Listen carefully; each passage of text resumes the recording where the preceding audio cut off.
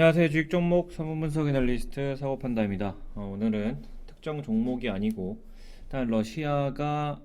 우크라이나를 침공을 했기 때문에 이미 지금 전투 중이고 확실하게 좀 불확실성이 많은 국면에 좀 진입했다라고 보시면 될 것 같고, 이 정도 구간에서는 사실은 실제로 러시아가 침공을 할까라는 그런 의구심에 이렇게 지금 버텨주면서 양봉도 나오고 했었는데, 오늘은 실제로 우크라이나의 수도를 공격을 했기 때문에 오늘 코스피 마이너스 2.6%, 다음 코스닥은 마이너스 3%를 기록을 하면서 상당히 하락하고 있는 그런 모습이다 라고 보시면 될 것 같고, 일단은 당연히 이 830포인트는 깰 것 같고, 코스닥 기준으로 이미 지금 코스닥 같은 경우에는 뭐 월봉상으로 봤을 때 61선 저항선이 있지만, 지지선이 있지만, 이마저도 그냥 쉽게 솔직히 좀 무너질 것 같고, 바텀 피싱을 하려면 약 700포인트 초반에서 600포인트 초반까지도 좀 열어 놓으셔야 될 것 같습니다. 일단은 이미 거의 뭐 지지선이 의미가 없는 그런 단계이기 때문에 어느 정도 좀 시원하게 빠져야지 다음에 또 상승을 할 때 가파르게 오를 수 있다. 그래서 단기간에 일단 저점을 잡는다는 생각은 버리시는 게 좋을 것 같습니다. 차트상으로 봤을 때도 2591포인트는 가볍게 깨질 것 같고, 주봉상으로 121선 지지선이 있던데 그래서 조금 멈춘 것 같은데, 이런 지지선이 아직 남아있다는 게 신기할 뿐이고, 2400포인트까지도 빠질 수 있을 것 같다. 바텀 피싱을 하실 분들은 2400포인트에서 약 한 20% 정도, 2200 초반대부터도 한 50%더 이상으로 빠지게 되면 죽는 구간이기 때문에 여력이 되는 대로 주시면 될 것 같고, 그럴 것 같습니다. 연봉상으로도 2200포인트까지는 어느 정도 열고 가는 게 좀 편할 것 같다. 그 이유는 일단 환율을 보시면 1200원대를 계속해서 조금 국가에서 좀 관리를 하고 있다시피 1200원 선이 거의 엄청난 저항선이었는데, 오늘 우크라이나 침공 소식에 1200원을 깨고 이제 위로 조금 슈팅하려는 모습들이 조금씩 나오고 있다. 이렇게 의도적으로 환율이 너무 높게 되면 무역 적자가 미국이 더 심해지기 때문에 환율을 조작국에 들어갈 수 있어서 한국은행과 정부가 좀 관리를 하고 있었다라는 느낌이었다면, 지금 국면상이 너무 좀 불안성실성이 높기 때문에 좀 흔들리고 있다고 보시면 될 것 같고, 코덱스 달러, 미국 달러, 잠시만요, 이건 지수구나. 코덱스 미국 달러 선물 레버리지를 살펴보게 되면 아랫꼬리가 달리면서 상승하는 모습을 보이고 있고, 이때의 이 박스권을 깨고 올라가게 되면 1220원대에서 1240원대까지, 이때 코로나 때가 거의 1260원 단계였으니까 이것까지도 노려볼 수 있는 현재 구간이기 때문에, 환율이 상승하게 되면 외국인들이 원화 가치 표시로 된 거를 모두 청산을 하고 돌아갈 가능성이 충분히 있기 때문에 12,000원 너무 높긴 한데, 일단은 이런 갭이 좀 크다는 게 좀 무서운 것 같습니다. 어느 정도까지 하락할지 감이 안 오기 때문에. 그리고 코스피 대장주를 한번 살펴보게 되면 삼성전자가 이미 차트가 다 무너져서 이때 깨면은 더 흐른다고 보시면 될 것 같고, 주봉상으로도 68,000원은 그냥 깨고 더 내려갈 수 있고, 5만원대까지도 좀 열어 놓으셔야 될 것 같다. 일단 저희 인플레이션의 바로 원흉인 이 브렌트 크루드 오일이 거의 역사적으로 많이 없었는데 이미 100불을 돌파했습니다. 브렌트유가 100불을 돌파했고, 크루드가 아직 100불을 돌파를 안 했는데, 이미 지금 정배열로 어디까지 매물이 없는 상태에서 헤지 펀드들과 각종 막 펀드들, 그다음 운용사들이 원유 상방에 걸 가능성이 상당히 많다. 왜냐하면 특히나 뭐 가스 이런 부분, 원자재 부분에서 러시아가 워낙 꽉 잡고 있기 때문에 미국의 제재가 심해지면 심해질수록 이 에너지 부분에서 공백이 상당히 크게 됩니다. 왜냐하면 스위프트 결제를 어, 미국이 제재를 하게 된다면 이제 러시아와 거래를 할 수 있는 미국 진영의 국가들이 상당히 돈이 많은 진영인데 특히나 유럽이 거의 40% 가까이 러시아의 가스에 의존을 하고 있죠. 이 부분에서 거래를 못 하게 된다면 엄청나게 이 품귀 현상이 나올 것이고 이제 부르는 게 값이 될 것처럼 참 웃긴 게 코로나 때는 마이너스 오일이었는데 지금은 100불을 돌파해서 120불, 140불까지 갈 가능성이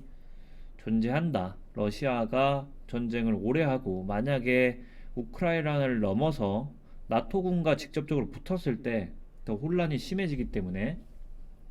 이 부분을 좀 유념을 하셔야 될 것 같고 일단 저희 인버스 지수처럼 빅스라는 지수가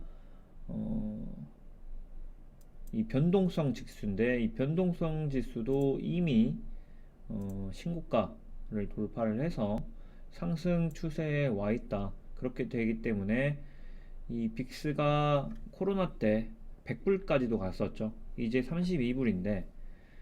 어디까지 갈지 모르겠습니다. 나토군과 붙게 되면 50불을 넘어서 60불까지도 손쉽게 갈 수 있는 그런 변동성을 지니고 있기 때문에 지금 상당히 바텀 피싱은 조금 위험하고 일단 나스닥 같은 경우에는 이미 모든 차트가 깨져서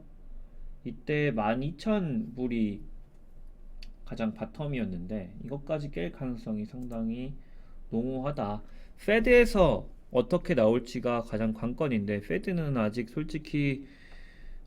금리 인상을 눈앞에 두고 있기 때문에 이런 강제적인 에너지 급상승, 가격의 급상승과 페드의 통화 정책까지 매파적으로 나오게 된다면 더블로 증시가 떨어질 가능성이 상당히 존재한다. 그렇기 때문에 지금은 전 세계 투자자들이 거의 패닉 상태에 빠져 있는 그런 상태이기 때문에 조금 조심해 하셔야 될 것 같고 일단은 전략을 정하셔야 됩니다. 일단 가장 중요한 것은 현재 현금으로 사신 분들은 이미 다 물려 있으시기 때문에 손절을 해봐야 의미가 없다. 뭐 코스피 지수가 어디까지 떨어질지도 모르고 뭐 2200 간다 뭐 1000 간다 뭐 2000 간다 아무도 모르기 때문에 예측은 이미 무의미한 상태고 대응이 가장 중요한데 일단 현금으로 사신 분들은 지금 부분에서 손절하기에는 너무 늦었습니다. 이게 러시아의 전쟁이 뭐 언제까지 할지 모르고 누구는 뭐 세계 전쟁 간다 이러는데 그건 가봐야 아는 것이고 사실은 뭐 돈이 있다고 해서 세계 전쟁 나서 뭐 어떻게 될지 아무도 모르겠지만 일단 그 정도는 안 갈 거라고 저희가 믿고 있어야 될 것 같고 현금으로 사신 분들은 홀딩 좀 추천드리고 만약에 레버리지를 썼다고 하더라도 감내할 수 있는 레버리지라면 레버리지란 제가 얘기하는 건 대출 그 다음에 신용 미수는 레버리지가 아닙니다. 미수는 거의 베팅이고 미수는 바로 청산을 하셔야 되고 신용도 연장이 되는 신용이 있고 연장이 안 되는 신용들이 있는데 잘 구분을 하시고 어느 정도 본인에 맞게 포트폴리오에 맞게 신용 비율을 넉넉하게 유지를 하셔야 되고 그 신용 비율을 만약에 못 맞춘다고 하더라도 현금이 넉넉해서 그 비율을 맞출 수 있고 이 기업이 진짜 괜찮은 기업이라면 현금을 좀 채워서 좀 버티는 게 가장 최우선인 것 같고 세 번째 케이스가 급전이 필요한데 잠깐 굴리기 위해서 들어갔다라는 것은 빼시는 게 좋을 것 같고 거의 목젖까지 레버리지가 차올랐다 하시는 분들도 당장에 목젖이 터지지 않을 만큼 뭐 20%를 청산을 하시다든지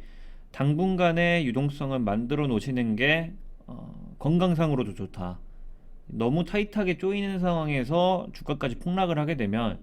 정신을 잃어서 모두 청산을 하는 경우도 있기 때문에 그 부분이 가장 워스트 케이스라고 하시면 될 것 같습니다. 일단 간단하게 설명드리면 마이너스 50% 있는 주식을 모조리 청산을 하게 되면 다음 투자 때 100%의 수익률을 내야지 원금을 얻을 수 있고 5%의 손절을 하게 되면 7%만 먹어도 되고 10%대 손절을 하게 되면 13%, 20%대 손절을 하게 되면 뭐 30% 이런 비율이 있습니다. 그러니까 이런 비율 좀 고려하셔서 지금 물 타는 것도 좀 조심히 하셔야 될 것 같고 물 탈 때 좀 전제 조건이 페드에서 특히나 페드에서 통화 정책을 긴급하게 긴축으로 안 가는 거 그리고 조금 러시아 쪽이 안정이 돼서 이런 오일류의 가격들이 조금 정상화가 될 때 이 오일류의 가격들이 탑 고점을 찍고 다시 흘러내릴 때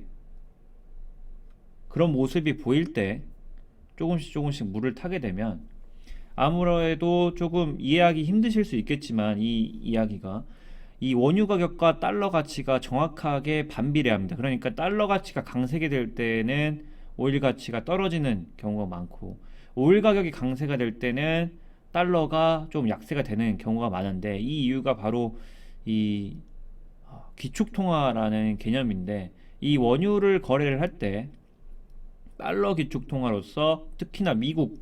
이 서방 진영들에서 결제를 할 때 달러 베이스로 상당히 결제하는 비율이 높기 때문에 이 원유 가격과 이 달러 가격이 조금 반배례한다고 보시면 될 것 같고 그렇기 때문에 지금 원유 가격이 워낙에 치솟은 상태에서 사실은 이 슈팅 구간에서 120불을 갈지 140불을 갈지 아무도 모릅니다. 그러니까 탑을 찍고 나서 흘러내릴 때 그 정도면은 우크라이나가 좀 잠잠해질 것이고 코스피도 뭐 2400 갈 것이고 이런 좀 잔잔해질 때 이성적인 판단이 가능할 때 행동 액션을 하시는 걸 좀 추천드리고 일단 오늘자가 아니고 엊그제자로 신용잔고가 20조입니다. 현재 100만, 1000만, 억, 10억, 100억, 1000억, 조 10조, 20조이기 때문에 엄청난 신용잔고라고 보시면 될 것 같고 이 국면에서 아마 5조에서 10조는 깎일 거라고 좀 보는데 왜냐하면 이 코로나가 발발을 했을 때 이 신용미수 잔고 탑 쪽이 한 25조 정도 됐었고 21년도 8월 이때는 이제 조금 빠질 때니까 사람들이 신용을 써서 작년처럼 2020년처럼 많이 갈 거야 라고 쓰신 분들이 있고 25조에서 5조 가량 지금 현재 빠진 상황이긴 한데 이 코로나 전 신용미수 그리고 코로나가 터졌을 때 신용미수가 가장 저점이 한 6조 5천억 원입니다. 그러니까 이게 사실은 좀 이것도 좀 비정상적이긴 한데 한 10조 정도가 좀 이성적인 그런 레버리지 그러니까 사람들이 쓰는 신용잔고로 보시면 될 것 같고 지금 20조도 그 10조에 비해서 상당히 더블 돼인 상태다. 그리고 더군다나 지금 페드에서 금리 인상을 계속해서 하고 있고 한국은행도 인상을 하고 있기 때문에 모든 자산 가치가 좀 흔들린 상태에서 이 신용잔고가 약 10%의 이율을 좀 기록을 하기 때문에 이 부분에서 부담을 가지시는 분들이 아마 많으실 것 같고 청산이 이루어질 때는 급작스럽게 청산이 이루어집니다. 그러니까 20조에서 100% 신용 쓰신 분들은 마이너스 30% 되면 다 잘려 나가기 때문에 아마 코스피 지수가 어디까지 빠질지 모르겠지만 지금 현재 코스피 지수가 2600이죠. 2650 여기서 한 300에서 400포인트 빠지게 되면 신용 5조는 다 청산된다고 보시면 될 것 같습니다. 그리고 아까 제가 월봉으로 말씀드렸던 게 2400 초반에서 2200 초반까지도 급작스럽게 내려갈 가능성이 있다고 말씀드렸고 이렇게 되면 신용잔고가 털리면서 모든 종목들이 마이너스가 엄청나게 커지기 때문에 조금 조심하셔야 될 것 같고 신용 쓰신 분들은 좀 조심하셔야 될 것 같습니다. 그리고 현금인 분들도 뭐 세상에 망할 거야 라는 이런 비관적인 생각보다는 바텀에서 꾸준히 사서 이번 기회에 조금 다시 부자가 되는 방향을 노려봐야겠다 라고 생각을 하고 좀 여유롭게 비중 조절하시면서 잘 컨트롤하는 그런 투자자 되셨으면 좋겠습니다. 이만 줄이도록 하겠습니다. 감사합니다.